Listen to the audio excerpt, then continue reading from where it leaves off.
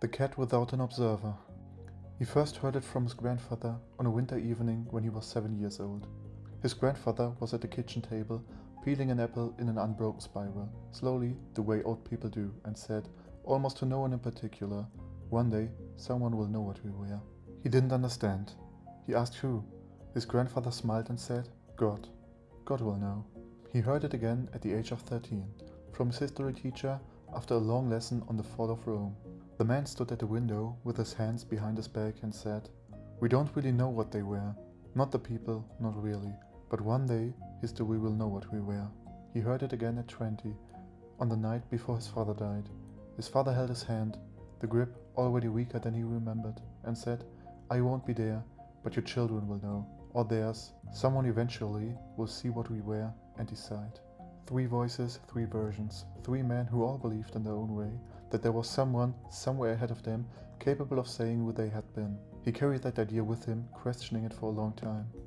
In his 30s, he began to look for his observer.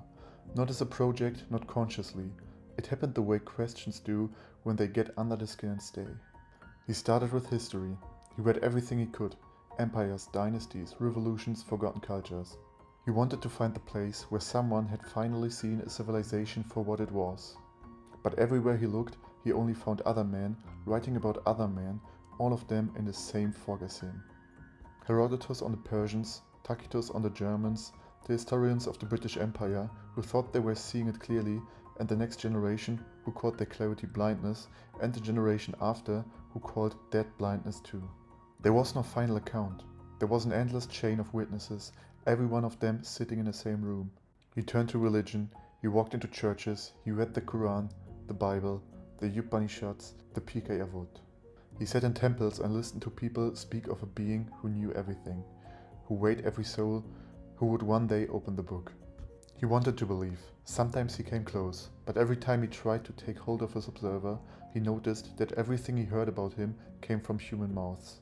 Every claim about the gaze beyond the world had been made from inside the world. He did not decide there was no God. He decided only this: I cannot find him from where I am standing.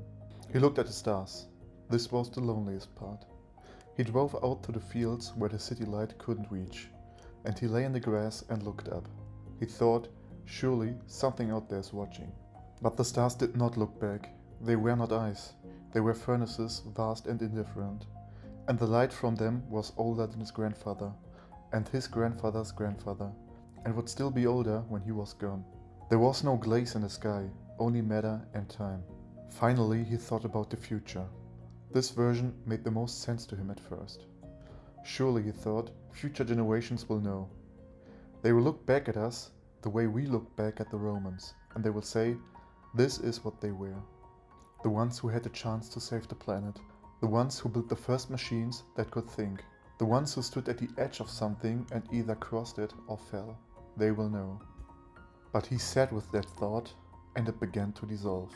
Because future generations would also be inside the box. They would also be fogged in by their own moment. They would also be looking forward, asking who would judge them. And forward, down the entire length of the chain. There would never be a generation that stepped outside time and looked back. There would only be a longer line of witnesses, each one as much in the dark as the last. While he searched, the world around him did things that could not be undone. A bird species he loved as a child went extinct. The last one died alone in a zoo somewhere, he couldn't remember which. A language he had heard once on the radio, spoken by an old man in some highland village, lost its last speaker on Tuesday. A city he had never visited burned. A child he had never met was born. And a couple who had tried for years held it for the first time, and that moment too could not be undone. He began to notice that everything that happened forever. Even the small things. A word he said to his father on the night before he died. He could not take it back, and he could not repeat it. It stood in the world now, permanent, like a stone thrown into a river that does not flow.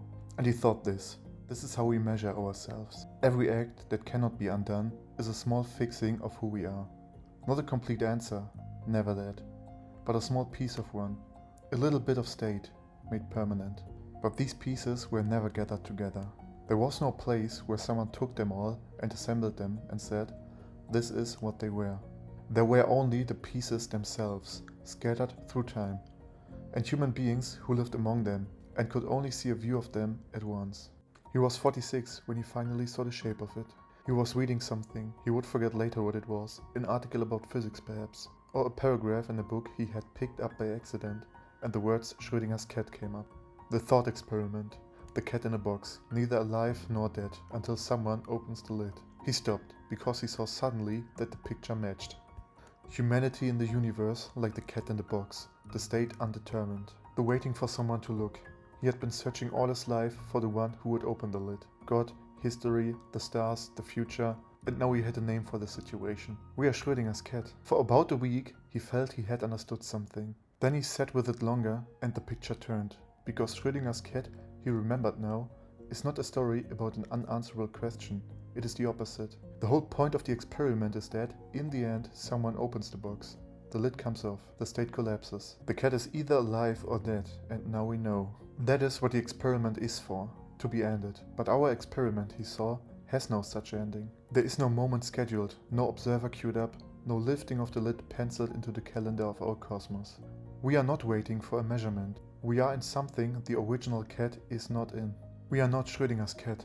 Schrödinger's cat is luckier than us. Its box gets opened. Its question gets answered.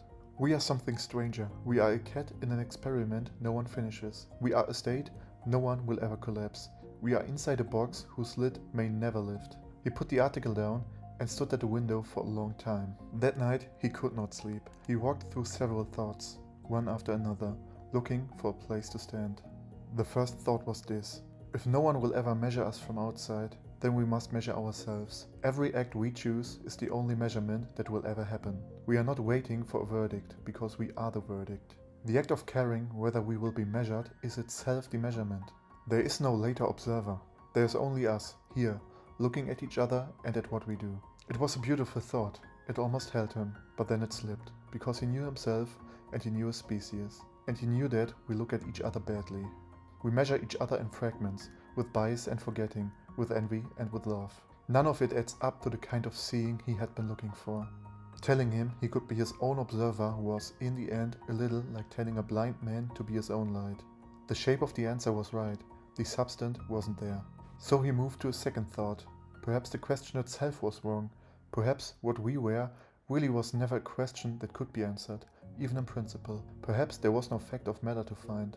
The Stoics, he remembered, would have said, "Don't ask, live well, do what is in front of you. The question of how you will be remembered is not your question.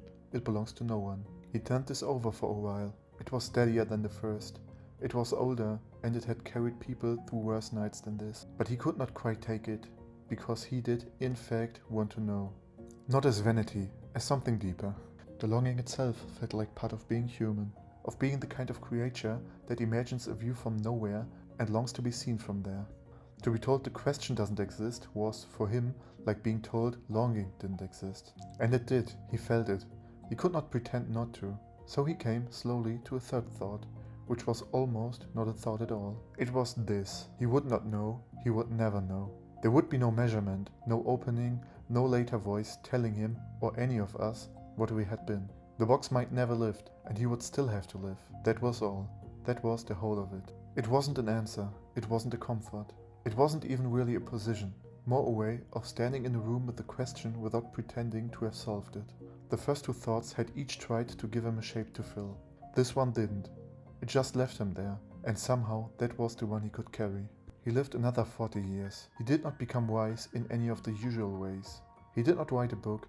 He did not tell his children about the box, or the cat, or the lid. He just lived the way most people live, with friends and grief, and small mornings and days that ended without conclusions. Sometimes he remembered his grandfather's sentence, and he did not contradict it. He did not say it was wrong.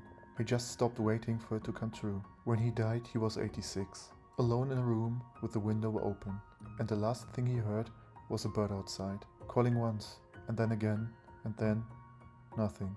No one had opened the box. No one perhaps ever would.